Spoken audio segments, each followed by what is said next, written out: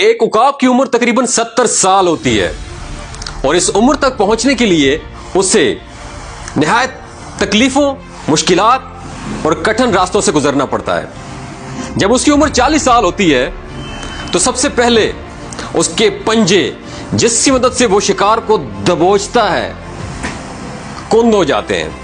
اس کے بعد اس کی مضبوط چونچ ٹیڑھی ہو جاتی ہے اور عمر کے گزرنے کے ساتھ ساتھ اس کے پر جس سے وہ آسمان کی بلندیوں کو چھوتا ہے وہ اتنے بھاری ہو جاتے ہیں کہ اس کی سینے کے ساتھ چپک جاتے ہیں۔ ان سب مشکلات کے ہوتے ہوئے شاہین کے پاس صرف 2 راستے ہوتے ہیں۔ پہلا راستہ کہ وہ اپنی موت کو تسلیم کر لے، ہمت ہار جائے، اپنی ہار مان لے اور مر جائے۔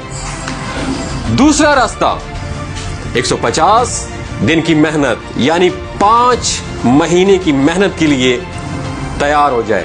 آپ کا کیا خیال ہے، شاہین کون سا راستہ چوز کرے گا؟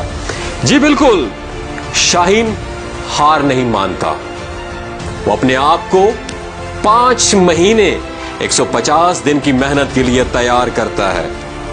وہ پہاڑوں میں چلا جاتا ہے اور پہاڑوں میں جا کے سب سے پہلے اپنی چونچ کو پتھروں پہ مارتا ہے اور اپنی چونچ کو پتھروں پہ مار مار کے اسے توڑ دیتا ہے۔ جب نئی چونچ نکلتی ہے تو نئی چونچ کی مدد سے وہ اپنا ایک ایک ناخن اکھاڑ کے پھینک دیتا ہے۔ جب نئے ناخن نکلتے ہیں تو وہ ناخن اور چونچ کی مدد سے اپنا ایک ایک بال اکھاڑ کے پھینک دیتا ہے۔ اس طویل عرصے میں اسے 5 مہینے لگتے ہیں۔ جب 5 مہینے بعد وہ پہاڑ کی چوٹی پہ کھڑے ہو کے نئی پرواز بھرتا ہے، ہواؤں میں اڑتا ہے، نئی چونچ، نئے بالوں کے ساتھ اور نئے پروں کے ساتھ، تو اسے ایسا محسوس ہوتا ہے جیسے اس نے دوسرا جنم لیا ہو، نیا جنم لیا ہو۔ اس طرح وہ مزید زندگی کی 30 بہاریں دیکھ پاتا ہے۔ عقاب کی اس کہانی سے ہمیں یہ سبق ملتا ہے کہ بعض اوقات ہمارے لیے زندگی کو بدلنا بہت زیادہ ضروری ہے، اگرچہ اس کے لیے ہمیں سخت محنت، جدوجہد کیوں نہ کرنا پڑے۔ یاد رکھیے گا، زندگی کے ماہ و سال بدلنے سے کچھ بھی نہیں ہوتا۔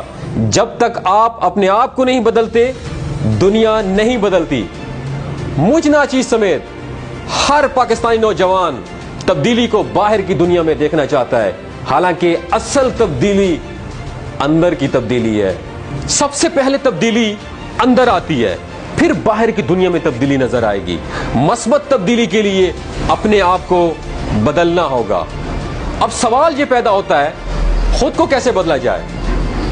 خود کو بدلنے کے فلسفے کا مطلب ہی یہی ہے، اپنی کمیوں، اپنی کوتاہیوں، اپنی کمزوریوں کو آئیڈینٹیفائی کیا جائے، تلاش کیا جائے، پھر ان کو بہتر سے بہتر بنانے کی کوشش کی جائے۔ خود کو بہتر بنانے کے فلسفے کا مطلب ہی یہی ہے، سیلف گرومنگ، اپنی گرومنگ کی جائے، اپنی ذات کے اوپر کام کیا جائے، سیلف انویسٹمنٹ۔ اللہ پاک نے جو آپ کو صلاحیتوں سے نوازا ہے، جس ٹیلنٹ سے نوازا ہے، اس کو پالش ضرور کرنا چاہیے۔